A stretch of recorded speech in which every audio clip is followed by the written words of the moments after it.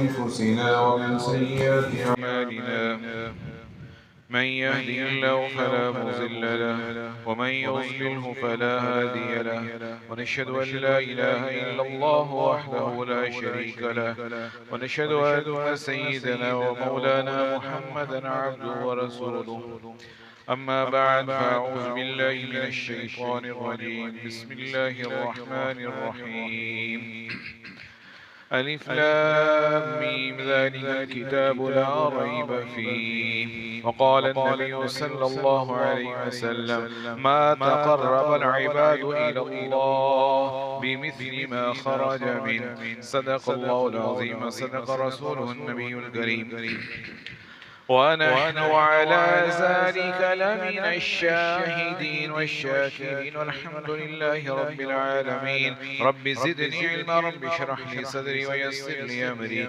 اللهم إني أعوذ بك من علم لا ينفع ومن قلب لا يخشع ومن نفس لا تشبع ومن دعاء لا يسمع وأعوذ بك من هؤلاء الأربع ربنا تقبل منا إنك أنت السميع العليم وأرنا مناسكنا وتب علينا إنك أنت التواب الرحيم دوشي اللهم صل على محمد وعلى آل محمد كما صليت على إبراهيم وعلى آل إبراهيم إنك حميد مجيد اللهم بارك على محمد وعلى آل محمد كما باركت على إبراهيم وعلى آل إبراهيم إنك حميد مجيد اللہ سبحانہ وتعالی قرآن مجید میں ارشاد فرماتے ہیں الف لام میم ذالک الکتاب لا ریب فیہ الف لام میم یہ قرآن ایسی کتاب ہے اس میں کوئی شک نہیں ہے یہ اللہ رب العالمین کا اتارا ہوا ہے انسانوں کی لکھی ہوئی یہ کتاب نہیں ہے اور اللہ نے اس کو محفوظ رکھا ہوا نبی پاک صلی اللہ علیہ وسلم نے فرمایا بندے اللہ کے قریب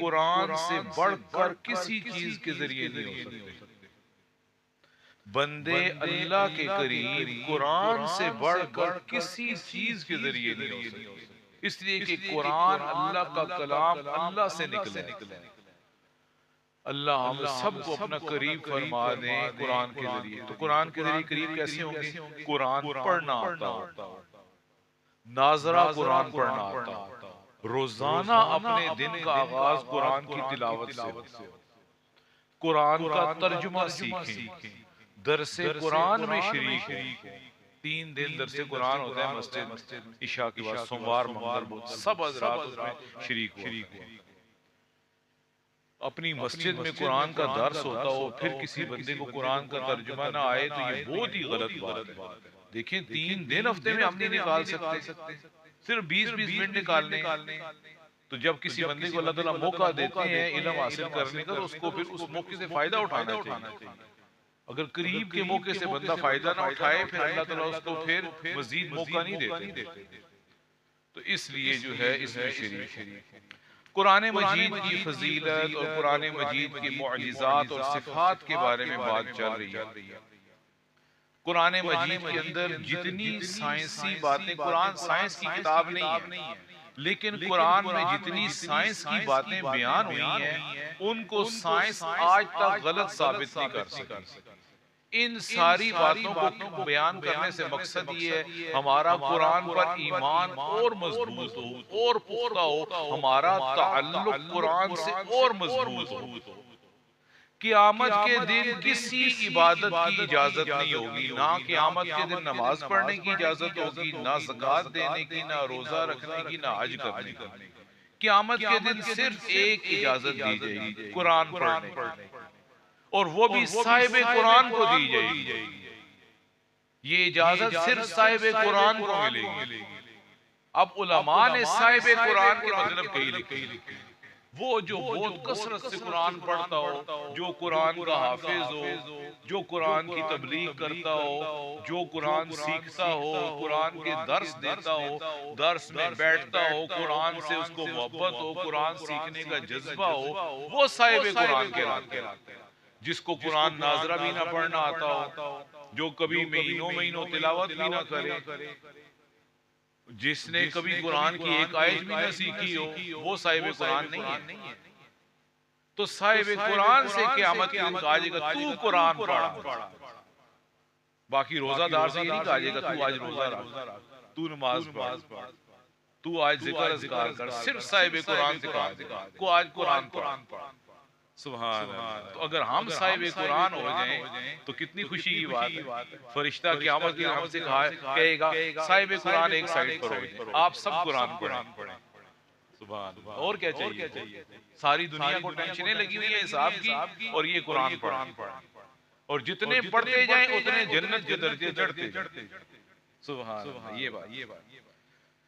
تو قرآن مجید میں مختلف سائنسی حقائق بیان ہیں. اس میں سے سائنس نے آج اتنے عرصے بعد یہ بات ثابت کی ہے، جس طرح انسانوں میں اور جانوروں میں جوڑے ہوتے ہیں، اس طرح پودوں میں بھی جوڑے ہوتے ہیں.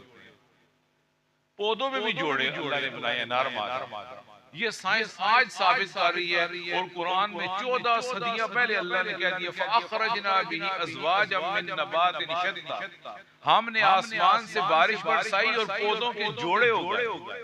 سبحان اللہ. دیکھیں یہ بات قرآن میں پہلے سے بیان ہو چکی. پھر آگے جو ہے سائنس یہ کہتی ہے، امریکہ کا ایک بہت بڑا سائنسدان گزرا تھا 1925 میں، اس کا نام تھا ایڈون ہوبل. اس نے ایک بڑا نظریہ پیش کیا. اس نظریے کو سائنس نے بڑا پھیلایا. جی یہ بہت بڑا سائنسدان ہے، اس نے ایسی بات کہہ دی ہے کہ ہم جو ہے اس کی بات پہ فدا ہیں. اس نے کیا کہا؟ اس نے کہا یہ کائنات آہستہ آہستہ پھیل رہی ہے. یہ دنیا ایک جگہ کانسٹنٹ نہیں ہے، یہ آہستہ آہستہ پھیل رہی ہے. اس میں پھیلاؤ آ رہا ہے. جتنا ہم کائنات کو ایڈونچر کرنے کی کوشش کرتے ہیں، معلوم کرنے کی، پتہ چلتا ہے تو اور بھی وسیع ہے. قرآن نے 14 صدیاں پہلے ہی کہہ دیا وَالسَّمَاءَ بَنَيْنَاهَا بِأَيْدٍ وَإِنَّا لَمُوسِعُونَ، ہم کائنات کو پھیلا رہے ہیں. تمہارا کیا نظریہ ہے؟ تم آج جو بات کہہ رہے ہو محمد عربی صلی اللہ علیہ وسلم نے 14 صدیاں پہلے ہی کہہ دی. تمہاری کیا تحقیق؟ آگے جو ہے یعنی سائنسدانوں نے بڑی تحقیقات کر کے، بڑی دوربینیں اور بڑے بڑے سائنسی آلات لگا کر بڑی حیران کن تحقیقات کی. مثلا سائنس نے ایک تحقیق کی ہے، یہ ابھی بھی میں نے نیٹ پہ سرچ کی تو یہ واقعی تحقیق کل پرسوں، یعنی کہ یہ بالکل صحیح بات ہے کہ ایک اللہ نے ایک پرندہ پیدا کیا ہے جس کو کہتے ہیں مٹن برڈ. یہ اگر آپ نیٹ پر آج بھی جا کے لکھیں آپ کو مل جائے گا. یہ مٹن برڈ ایسا پرندہ اللہ نے پیدا کیا ہے، یہ بحر الکاہل کے اندر ہوتا ہے. مطلب یونان یا کس طرح بحر الکاہل ایک بڑا سمندر ہے، یہ ادھر رہتا ہے. اور اس کی پرواز آپ سن کر حیران ہو جائیں گے. یہ پرندہ ہوا میں کتنی لمبی پرواز کرتا ہے؟ 24,000 کلومیٹر بغیر اترے اڑتا رہتا ہے. مٹن برڈ ایک ایسا پرندہ ہے جو فضا میں 24,000 کلومیٹر اڑتا ہے بغیر زمین پہ اترے. اور سائنس نے اس کی پرواز آج دریافت کی ہے. اور اللہ نے قرآن میں پہلے ہی کہہ دیا ما یمسکہن الا الرحمن، یہ جو پرندے فضا میں اڑتے ہیں یہ اپنی طاقت سے نہیں اڑ سکتے، ان کو فضا میں رحمان تھامتا ہے. سبحان اللہ. اتنی لمبی پرواز بغیر کچھ کھائے پیے، یا چلو کھا پی بھی لو، پرندوں کی ایک جان ہوتی ہے، معصوم جان ہوتی ہے پرندوں کی. کتنا لمبا فضا کا سفر کر رہے ہیں. سائنس کہتی ہے نہیں، یہ پرندے اپنی طاقت سے اتنا لمبا نہیں اڑ سکتے، ان کو کوئی ذات ہے جو تھام رہی ہے. اور یہ فضا میں اڑ کر جب سردیاں یا گرمیاں آتی ہیں اپنا گھر چھوڑ کر کہیں اور چلا جاتا ہے گرم علاقے میں. اور یہ جب فضا میں اڑتا ہے نا تو یہ 8 کا سرکل بناتا ہے، 8 کا ہندسہ یوں بناتا ہے، یوں اڑ کے جاتا ہے. یہ سائنس نے تحقیق کی ہے، اور سائنس کی تحقیق ٹھیک ہے. یہ کہتے ہیں سائنسدانوں نے دوربینیں لگائی ہوں گی، کوئی بھی کام کیا ہوگا. یہ جب اڑ کے دوسرے علاقے میں ہجرت کر کے نقل مکانی کر کے جاتا ہے تو یہ 8 کا ہندسہ بناتا ہوا جاتا ہے. اور سائنسدانوں نے یہ تحقیق کی جب یہ واپس دوبارہ اپنے گھر آتا ہے تو بھی 8 کے ہندسے میں آتا ہے. سبحان اللہ. کیسی اللہ کی مخلوق ہے. اب سائنسدانوں نے جب یہ اس پرندے پہ ریسرچ کی مٹن برڈ پر، تو ایک سائنسدان ہے، مجھے تو ایک نہیں پتہ ہے، وہ اس بات سے اس نے اسلام قبول کر لیا. وہ کہتا ہے یہ اتنی کوئی ذات ہے جس نے پرندوں کو اتنی عقل دی ہے، پرندوں میں اتنی عقل نہیں ہو سکتی. سبحان اللہ. اور اللہ نے سورہ ملک میں پہلے سے ہی کہہ دیا کہ پرندوں کو فضا میں تھامنے والا رحمان ہے اور کوئی نہیں ہے. دیکھیں انسان آج کتنی ترقی کر چکا ہے، پرندوں کی طرح دو پر لگا کے اڑنا چاہے نہیں اڑ سکتا، اس لیے کہ فضا میں اڑنے کی اللہ نے طاقت رکھی پرندوں میں. سبحان اللہ. کتنے قرآن میں اچھی اچھی عظمت والی باتیں بھی. اور پھر فرماتے ہیں کہ سائنسدانوں نے شہد کی مکھی کے اوپر بہت تحقیق کی. شہد کی مکھی بڑا عجیب جو ہے نا وہ کیڑا مکوڑا ایک مکھی. 1973 کے اندر وان فرش کوئی اس طرح کا نام کا سائنسدان ہے، 1973 میں گزرا ہے. اس نے شہد کی مکھی پہ اتنی ریسرچ کی، اتنی تحقیق کی، شہد کی مکھی سے متعلق لوگوں کو دنیا کو ایسی ایسی باتیں بتائیں، دنیا حیران ہو گئی. اور سائنسدانوں کی جو ایک سوسائٹی بنی ہوئی ہے جو انعام دیتی ہے، نوبل پرائز جو دیتی ہے پوری دنیا کا سب سے بڑا انعام، سائنسدانوں نے اس کو شہد کی مکھی کے اوپر تحقیق کرنے پہ نوبل پرائز دی ہے اس سائنسدان کو. اور اس نے یہ تحقیق میں لکھا ہے کہ شہد کی مکھی کا ایک پورا اندر سوشل نظام ہوتا ہے جس طرح ہمارا ہوتا ہے. جس طرح ہمارے نواب آباد شہر ہے، گلی نمبر 1 ہے، گلی نمبر 2 ہے، گلی نمبر 1 کے اندر گھر ہیں، ہر گھر کی اپنی فیملی ہے. کچھ گھر کے اندر عورتیں گھر میں ہوتی ہیں، مرد باہر کام کرتے ہیں، کوئی مزدور کام کرتے ہیں، کوئی بندے کام لیتے ہیں، شہر کا ایک انچارج ہوتا ہے، باقی لوگ ماتحت ہوتے ہیں. اس نے سائنسدان نے تحقیق کی کہ بالکل سیم یہی نظام شہد کی مکھی میں بھی ہوتا ہے. جس طرح کا انسانوں کے اندر سوسائٹی سسٹم ہوتا ہے، محلے ہوتے ہیں، گلیاں ہوتی ہیں، گھر ہوتے ہیں، شہر ہوتے ہیں، ایک ان کا صدر ہوتا ہے، کچھ ماتحت ہوتے ہیں، کچھ ورکر ہوتے ہیں، کچھ افسر ہوتے ہیں. سیم یہی سسٹم شہد کی مکھی کے اندر بھی ہوتا ہے. سبحان اللہ. ہے چھوٹی سی مکھی ہے، اتنی سمجھدار ہے. اور اللہ نے 14 صدیاں پہلے ہی قرآن میں کہہ دیا 14ویں سپارے کے اندر وَأَوْحَى رَبُّكَ إِلَى النَّحْلِ أَنِ اتَّخِذِي مِنَ الْجِبَالِ بُيُوتًا وَمِنَ الشَّجَرِ وَمِمَّا يَعْرِشُونَ. اللہ فرماتے ہیں ہم نے شہد کی مکھی کے نام سے قرآن میں سورت رکھ دی ہے جس کا نام ہے سورۃ النحل. 14ویں سپارے میں یہ سورت ہے. نحل عربی میں کہتے ہیں شہد کی مکھی کو. اللہ فرماتے ہیں ہم نے شہد کی مکھی کو سپیشل ایک طریقہ کار سکھایا ہے، بڑا خاص طریقہ کہ تم کس طرح سے تم نے گھر بنانے ہیں اور کس طرح سے تم نے رہنے. تو سائنس تحقیق کرنے کے بعد جس نتیجے پہ پہنچی، اللہ نے وہ خاص طریقہ کار قرآن مجید میں شہد کی مکھی کے بارے میں پہلے ہی بتا دیا. سبحان اللہ. تو گویا کہ سائنس اپنی جس تحقیق پر آج پہنچی وہ بالکل قرآن کے موافق ہوگی. سبحان اللہ. آگے جو ہے سائنسدانوں نے، اور سائنسدان جو ہے نا تحقیق کرتے رہتے ہیں چیزوں کے اوپر، پھر سائنسدانوں نے تحقیق کی مکڑی کے اوپر.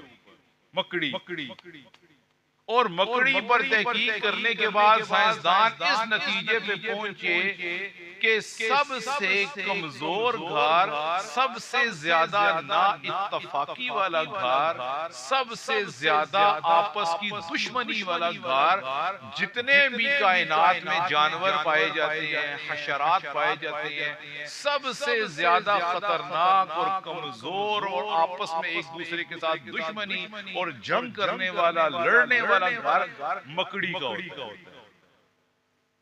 یہ سائنسدانوں نے تحقیق کی اور انہوں نے اس نتیجے پہ پہنچے کہ مکڑی اپنے گھر میں اگر نر مکڑی ہے تو مادہ کو برداشت نہیں کرے گی، مادہ ہے تو نر کو نہیں کرے گا. جب مکڑی اپنا گھر بنا دیتی ہے تو نر اور مادہ مل کر اکٹھے نہیں رہتے. مادہ کا جب زور چلتا ہے تو وہ نر کو مار دیتا ہے. حالانکہ کائنات میں جتنے بھی جاندار ہیں نر مادہ مل کے رہتے ہیں، کوئی بھی ایسے نہیں ہوتا کہ آپس میں ہی دشمن ہو. سائنس کہتی ہے مکڑی ایسی چیز ہے یہ نر مادہ آپس میں ہی دشمن ہے. نر مادہ کے اوپر کنٹرول چلے نہیں چھوڑتا اور مادہ کا زور چلے تو نر کو مار دیتی ہے اور اکیلے گھر میں رہنا چاہتی ہے. یہ سائنسدانوں نے تحقیق کی اور قرآن میں 14 صدیاں پہلے ہی اللہ نے بتا دیا. سبحان اللہ۔ 21ویں سپارے میں اللہ نے سورت نازل کی اور سورت کا نام رکھا عنکبوت۔ عنکبوت، اور عنکبوت عربی میں کہتے ہیں مکڑی کو۔ سبحان اللہ۔ اس میں اللہ نے مختلف مضامین بیان کیے ہیں سورت میں، اس قرآن کی سورت میں، اور عنکبوت کے نام پر ایک آیت نازل فرمائی، اور اللہ نے فرمایا وَإِنَّ أَوْهَنَ الْبُيُوتِ لَبَيْتُ الْعَنْكَبُوتِ۔ جو لوگ اللہ کو چھوڑ کے اوروں کو پکارتے ہیں ان کی مثال ایسے ہے جیسے مکڑی کا جالا۔ جو اللہ کے ساتھ شرک کرتے ہیں اور مشرک ہیں، جو کافر ہیں، جو اللہ کے علاوہ اوروں کو پکارتے ہیں، ان کی مثال ایسے ہے مثل الذین اتخذوا من دونہ اولیاء کمثل العنکبوت اتخذت بیتا وان اوہن البیوت لبیت العنکبوت لو کانوا یعلمون۔ اللہ فرماتے ہیں جو لوگ اللہ کو چھوڑ کر اور سہارے ڈھونڈتے ہیں، اوروں سے مدد لیتے ہیں، اوروں کے آگے سجدے کرتے ہیں، اوروں کے آگے جھکتے ہیں، اوروں کو اپنا مشکل کشا سمجھتے ہیں، اور وہ سمجھتے ہیں ہم نے بڑا مضبوط سہارا پکڑ لیا۔ اللہ کو چھوڑ کر کون مضبوط سہارا پکڑ سکتا ہے؟ کوئی بھی نہیں۔ اللہ کے علاوہ سارے سہارے کمزور ہیں۔ صرف اللہ کی ذات پر اعتماد، اللہ کے اوپر توکل، اللہ کے اوپر ایمان، اللہ کے اوپر یقین، یہی سب سے مضبوط چیز ہے، باقی سارے سہارے کمزور ہیں۔ اللہ فرماتے ہیں جو اللہ کو چھوڑ کر اوروں کو مشکل کشا سمجھتے ہیں، حاجت روا سمجھتے ہیں، اپنی ضروریات پوری کرنے والا سمجھتے ہیں، ان سے مدد مانگتے ہیں، وہ سمجھتے ہیں ہم نے بہت مضبوط سہارا پکڑ لیا، حالانکہ مکڑی بھی اپنا گھر بنا کر کہتی ہے میرا گھر بہت مضبوط ہے، حالانکہ اس کا گھر صرف ہوا کے ایک جھونکے کا محتاج ہے۔ تو سائنسدانوں اللہ نے قرآن میں فرما دیا سب سے گھروں میں کمزور گھر مکڑی کا گھر ہے۔ یہ قرآن میں اللہ نے فرمایا۔ اب کمزور کس لحاظ سے اللہ نے قرآن میں مکڑی کے گھر کو کہا؟ ایک تو یہ کہ مکڑی کا جالا سب سے کمزور ہوتا ہے، ہوا کے ایک جھونکے سے وہ گرے، اور دوسری کمزوری مکڑی کے گھر میں کیا ہوتی ہے؟ اس کی اپنی سوشل لائف کے لحاظ سے، اس کی اپنی فیملی کے لحاظ سے وہ کمزور ہے کہ نر مکڑی مادہ کو برداشت نہیں کرتی، مادہ نر کو نہیں کرتے، اکیلا رہنا پسند کرتے ہیں۔ یہ کمزوری ہے، یہ گھریلو ناچاکی کی علامت ہے۔ اللہ فرماتے ہیں جس طرح ہم نے مکڑی بنائی ہے ایسا ہم نے اور کوئی نہیں بنایا۔ یہ سب سے کمزور گھر ہے، اپنے گھر کی قاتل خود ہے مکڑی۔ مکڑی اپنے گھر کی قاتل خود ہے، کسی دوسرے کو اس کا گھر اجاڑنے کی ضرورت ہی نہیں ہے، وہ اپنا گھر اپنے ہاتھوں اجاڑتی ہے۔ اگر نر ہے تو مادہ کو مارتا ہے، مادہ ہے تو نر کو مارتی ہے۔ سبحان اللہ۔ سائنس آج جہاں پہنچ رہی ہے قرآن 14 صدیاں پہلے ہی وہاں پہنچ چکے۔ سبحان اللہ۔ اور جو ہے آگے سائنسدانوں نے تحقیق کی چونٹی کے اوپر، چونٹی پر تحقیق کرنے کے بعد انہوں نے بڑی اپنی ریسرچ پیش کی کہ چونٹی بہت زیادہ، ہم نے چونٹی میں تحقیق کر کے بڑے عجیب و غریب انکشاف کی کہ چونٹی جو ہے اس کی ایسی ہے کہ وہ اپنی سوشل ذمہ داری کو محسوس کرتی ہے۔ سوشل ذمہ داری کسے کہتے ہیں؟ کہ معاشرے کا ہر بندہ اپنے آپ کو ذمہ دار سمجھے، غیر ذمہ داری کا مظاہرہ نہ کرے۔ غیر ذمہ داری کسے کہتے ہیں؟ باہر بازار میں کوڑا کرکٹ پھینک دینا، دوسرے کو نقصان پہنچانا، اپنے مطلب سے غرض ہونا، باہر محلے میں کوئی تکلیف میں آتا ہے تو آئے، اپنا گھر سیدھا ہو، اپنا کمرہ سیدھا ہو، گھر کا جمپ اور جو ہے وہ باہر نکال دو، گھر کی سیڑھی گڑی میں رکھ لو، گلی کے اندر سارا محلہ پریشان ہو، گاڑی گزرنے کا رستہ نہ ہو، اپنا گھر کا کمرہ سیدھا ہو، سیڑھیاں باہر گلی میں۔ اسے کہتے ہیں سوشل ارریسپانسیبلٹی، معاشرے کے لحاظ سے غیر ذمہ دار، اپنا الو سیدھا کرنا ہے، باقی دنیا جائے جہاں بھاڑ میں جاتی ہے۔ یہ غلط بات۔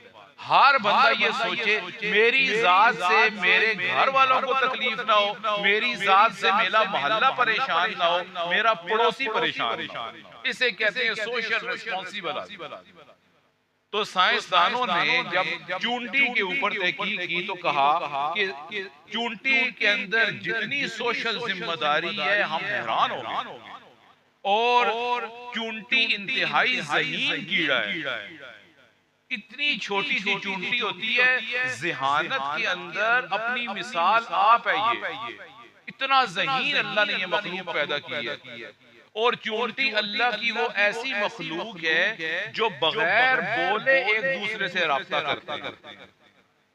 چونٹی کو اللہ نے زبان نہیں دی، چونٹی کی آنکھ نہیں ہوتی، لیکن پھر بھی چونٹیوں کے ساتھ اس کا رابطہ، کمیونیکیشن سسٹم اتنا مضبوط ہے کہ سائنسدان حیران ہو گئے کہ اللہ نے ایسی مخلوق بھی پیدا کی ہے جس کی زبان بھی کوئی نہیں ہے، جس کی آنکھیں بھی کوئی نہیں ہے، لیکن ایک دوسرے کے ساتھ یوں مل کر اور جڑ کے رہتے ہیں۔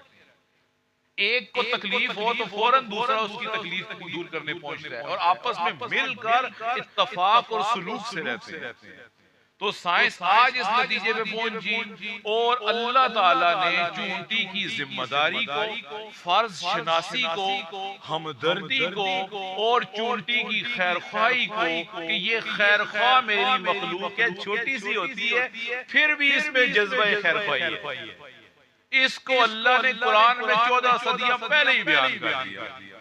حَتَّى إِذَا أَتَوْا عَلَى وَادِ النَّمْلِ قَالَتْ نَمْلَةٌ يَا أَيُّهَا النَّمْلُ ادْخُلُوا مَسَاكِنَكُمْ لَا يَحْطِمَنَّكُمْ سُلَيْمَانُ وَجُنُودُهُ وَهُمْ لَا يَشْعُرُونَ۔ سلیمان علیہ السلام اللہ کے وہ نبی ہیں، اللہ نے ان کو اتنی عظیم نبوت اور سلطنت عطا فرمائی جو اور کسی کو اللہ نے نہ پہلے عطا فرمائی نہ بعد میں عطا فرمائیں گے۔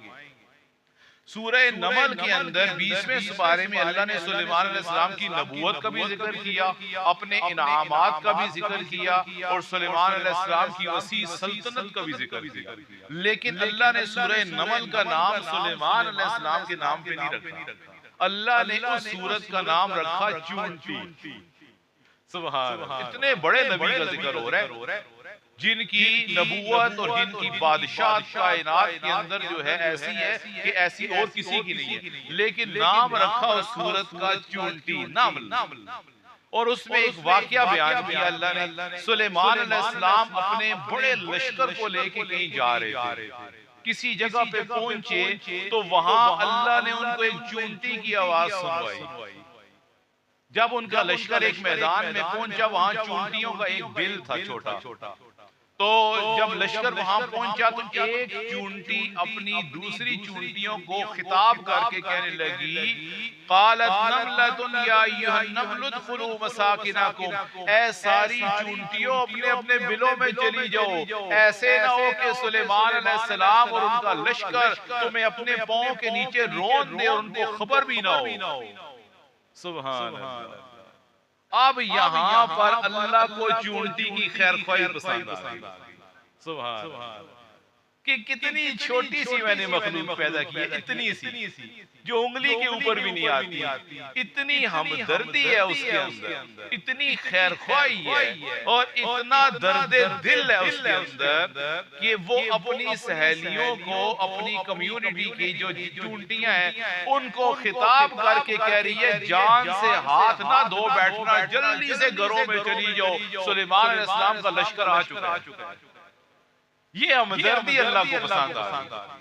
اب اس کے اندر ہمدردی بھی ہے اور اس کے اندر کمیونیکیشن بھی ہے کہ چونٹی کس طرح اپنی چونٹیوں کے ساتھ رابطہ کرتی ہے، اور چونٹی اپنی چونٹیوں کو آواز دیتی ہے، اور بڑے مربوط نظام کے ساتھ یہ چونٹیاں رہتی ہیں، اور ان میں ہمدردی ہوتی ہے، ان میں خیرخواہی ہوتی ہے۔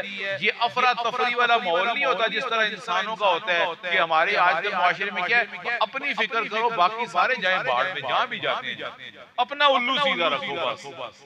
یہ طریقہ اللہ کو بھی پسند نہیں ہے اور اسلام کی تعلیمات کے بھی خلاف ہے۔ اسلام بھی یہ کہتا ہے، اللہ بھی یہ کہتے ہیں کہ جب بھی نقصان پہنچنے کا اندیشہ ہو، جب بھی کوئی پریشانی آنے لگے، جب بھی کوئی نقصان والی بات ہونے لگے، اپنے ساتھ اپنے مسلمان بھائیوں کی بھی فکر کرو، صرف اپنا جیب مت بھرو، صرف اپنی جان مت بچاؤ، اپنے ساتھ اپنے مسلمان بھائیوں کو بھی خیال رکھو۔ دیکھو ذرا میری چونٹی کو، وہ انسان نہیں ہے لیکن اس کا جذبہ دیکھو، اس کی ہمدردی دیکھو کہ کس طرح اپنی چونٹیوں کی خیرخواہی کر رہی ہے۔ اس لیے اللہ کو وہ اتنا پسند آیا، اللہ نے اس سورت کا نام سورہ یوسف، جس طرح یوسف علیہ السلام کے نام پر ہے، سورہ محمد ہے نبی پاک صلی اللہ علیہ وسلم کے نام پر، اللہ نے اس سورت کا نام سورہ سلیمان نہیں رکھا بلکہ سورہ نمل رکھا، چونٹی، تاکہ لوگ جب یہ سورت پڑھے لوگوں کا فوری خیال چونٹی کی طرف چلا جائے کہ جس طرح چونٹی میں خیر خواہی ہے اسی طرح ہمارے اندر ہے۔ تو سائنس آج چونٹی کے متعلق عجیب تحقیق کر رہی ہے، اللہ نے قرآن میں 14 صدیاں پہلے ہی بتا دیا کہ چونٹی میں نے انتہائی ذہین مخلوق پیدا کی ہے، چونٹی انتہائی سوشل ریسپونسیبل ہے، اور چونٹی کا رابطہ اور خیرخواہی آپس میں دوسری چونٹیوں کے ساتھ رابطہ یہ انتہا کا اعلیٰ درجے کا ہوتا ہے اور انتہا کی خیرخواہ مخلوق ہے میری۔ آگے اور بھی باتیں ہوں انشاءاللہ بعد میں کی جائیں گی، تھوڑی سی بات جو ہے مسائل کی کرتے ہیں۔ نفل نماز جو ہے دن کو بھی نفل پڑھ سکتے ہیں، رات کو بھی پڑھ سکتے ہیں۔ دن کو اگر کوئی بندہ نفل پڑھے تو مستحب طریقہ یہ ہے کہ 2 رکعت کر کے پڑھے، 2 بھی پڑھ سکتا ہے، 4 بھی پڑھ سکتا ہے۔ دن کو نفل جو پڑھتے ہیں وہ 2 رکعتیں اکٹھی بھی پڑھ سکتے ہیں، 4 بھی اکٹھی پڑھ سکتے ہیں، 4 سے زیادہ اکٹھے نفل نہیں پڑھ سکتے۔ اور رات کو آپ 6 نفل کی نیت بھی ایک سلام کے ساتھ باندھ سکتے ہیں، اور رات کو آپ 8 رکعت کی نفل نیت بھی ایک سلام کے ساتھ باندھ سکتے ہیں۔ رات کو 6 نفل اور 8 نفل ایک سلام کے ساتھ پڑھ سکتے ہیں۔ یہ دن کے نفل اور رات کے نفل کا فرق ہے۔ دن کو جو نفل نماز پڑھی جائے گی یا تو 2 رکعت پڑھی جائے گی یا 4، اور جو رات کو پڑھی جائے گی، رات میں آسانی اللہ نے زیادہ کر دی، رات کو آپ 2 بھی پڑھ سکتے ہیں اکٹھے، 4 بھی پڑھ سکتے ہیں اکٹھے، 6 بھی اکٹھے پڑھ سکتے ہیں، اور 8 بھی اکٹھے پڑھ سکتے ہیں۔ سبحان، اس سے زیادہ اکٹھے نہیں پڑھ سکتے، بس 8 تک ہی جاتے۔ اگر کوئی بندہ 4 رکعتوں کی نیت باندھے نفل نماز اگر پڑھ رہا ہے، یا غیر موقع سنتے، غیر موقع سنتے کون سی ہوتی ہیں؟ عصر کی اور عشاء کی، تو 2 رکعت جب آدمی پڑھ لیتا ہے تو پھر آگے آدمی کو اختیار ہے، چاہے تو تحیات پڑھ کے کھڑا ہو جائے اور وہاں سے پھر دوبارہ سورۃ فاتحہ سے شروع کر دے، یا پھر دوسری رکعت میں التحیات کے بعد درود شریف بھی پڑھے، آگے دعائیں بھی پڑھے، ربی جعلنی ربنا ساری پڑھ کے سلام نہ پھیرے اور کھڑا ہو جائے، اور تیسری رکعت کو سبحانک اللہ سے شروع کرے۔ نفل نماز میں یہ دونوں آپشن ٹھیک ہو گیا۔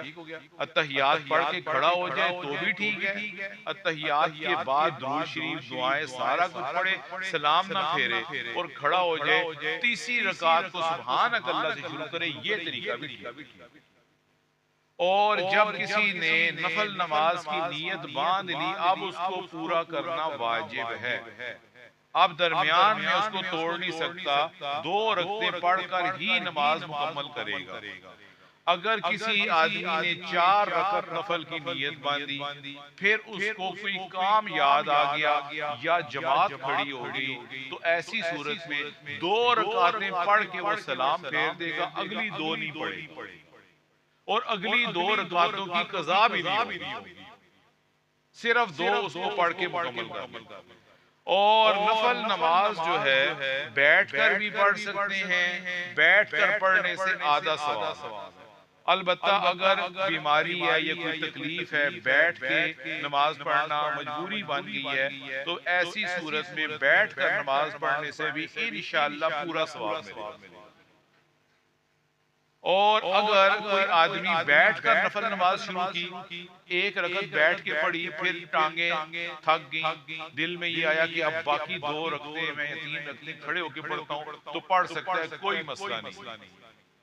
نماز بیٹھ کے شروع کی، 1 رکعت کے بعد ہمت نہیں ہوئی بیٹھنے کی، دل یہ کیا اب کھڑے ہو کے پڑھوں، تو دوسری رکعت، تیسری، چوتھی کھڑے ہو کے پڑھ سکتا ہے، کوئی اس میں پریشان ہونے کی بات نہیں ہے کہ شروع میں نے بیٹھ کے کی تھی اور باقی میں کھڑے ہو کے پڑھ رہا ہوں، کچھ بھی نہیں ہوتا۔ کسی آدمی نے کھڑے ہو کر نماز شروع کی، 1 رکعت پڑھی یا 2 پڑھی، اب ہمت کر رہی ہے کہ نہیں اب میں کھڑے ہو کے نہیں پڑھ سکتا، بیٹھ کے پڑھوں، تو تلاوت کر رہا ہے، تلاوت کرتے کرتے آ کے بیٹھ کے کوئی مسئلہ نہیں، باقی رکعات جو ہے، باقی ساری نماز جو ہے وہ بیٹھ کے بھی پڑھ سکتا ہے۔ اور نفل نماز کے لیے لاٹھی یا دیوار کے ساتھ ٹیک بھی لگا سکتے ہیں. اگر کوئی آدمی ادھر دیوار کے ساتھ نفل پڑھ رہا ہے, نفل پڑھتے پڑھتے تھکاوٹ ہونا شروع ہوگی تو تھوڑی سی دیوار کے ساتھ ٹیک بھی لگا, کچھ بھی نہیں ہوتا. اگر لاٹھی پاس پڑی ہے تو ایک ہاتھ لاٹھی پہ رکھ کے ایک جو ہے نا اپنے اس پہ پیٹ کے اوپر رکھ لیں, جس طرح ہاتھ باندھتے ہیں, تو بھی کچھ. صحابہ کرام رضی اللہ عنہم اجمعین تراویح کی نماز پڑھتے تھے. تراویح اتنی لمبی صحابہ کی ہوتی تھی, رات تہجد تک جاتی تھی تراویح, اتنی دیر تک. تو اس میں صحابہ کرام دیواروں سے بھی, حدیث میں آتا ہے, دیواروں سے بھی ٹیک لگاتے تھے اور لاٹھیوں سے ٹیک لگا کر بھی نیند بھی آ جاتی تھی لیکن تراویح پڑھتے تھے. تو اس لیے جو ہے یہ ہم پڑھ سکتے ہیں, کوئی حرج نہیں. ایک اور بات کر کے, تحیۃ الوضو جو ہے اس کو کہتے ہیں جب بھی آدمی وضو کرے, وضو کرنے کے بعد 2 رکعت نفل پڑھ لے, اس کا بہت ثواب ہے. جب بھی وضو کرے, وضو کرنے کے بعد 2 رکعت نفل پڑھ لے, اس کو کہتے ہیں تحیۃ الوضو. اس کا بہت ثواب ہے. مکروہ وقت میں نہیں پڑھنی چاہیے, ورنہ حدیث میں اس کی بڑی فضیلت آئی. نبی پاک صلی اللہ علیہ وسلم جب معراج میں گئے تو آپ فرماتے ہیں مجھے قدموں کی آواز آئی. میں نے جبرائیل سے پوچھا, جبرائیل یہ جنت میں کوئی چل رہا ہے, مجھے آواز آ رہی ہے کسی کے چلنے کی. حضرت جبرائیل نے فرمایا جی یا رسول اللہ, یہ آپ کے صحابی ہیں حضرت بلال, وہ مدینہ میں چل رہے ہیں اور آواز جنت میں آ رہی ہے. سبحان اللہ. آپ بڑے خوش ہوئے حضرت بلال سے, کتنے کمال درجے کا صحابی ہے میرا. آپ معراج سے واپس آئے, آپ نے کہا بلال واہ تمہیں تو مبارک ہو, تمہاری تو میں نے پاؤں کی آواز جنت میں سنی ہے. بتاؤ کرتے کیا ہو, اللہ کیوں تم سے اتنے راضی ہے؟ بتاؤ مجھے اپنا خفی عمل بتاؤ, کیا وظیفہ تم کرتے ہوتے ہو؟ حضرت بلال نے کہا یا رسول اللہ میں نے کیا کرنا ہے, جو باتیں آپ سے سیکھتے ہیں, صرف یہ ایک میرا خاص عمل ہے کہ جب بھی بے وضو ہوتا ہوں تو فوراً وضو کر لیتا ہوں. بے وضو زیادہ دیر نہیں رہتا میں. جب بھی وضو ٹوٹتا ہے فوراً وضو کرتا ہوں, اور وضو کرتے ہی فوراً 2 رکعت نفل پڑھ لیتا ہوں. بس یہ میرا عمل ہے, اور کوئی نہیں. اس سے علماء نے لکھا تحیۃ الوضو کتنا ثواب. اللہ پاک ہم سب کو یاد رکھے.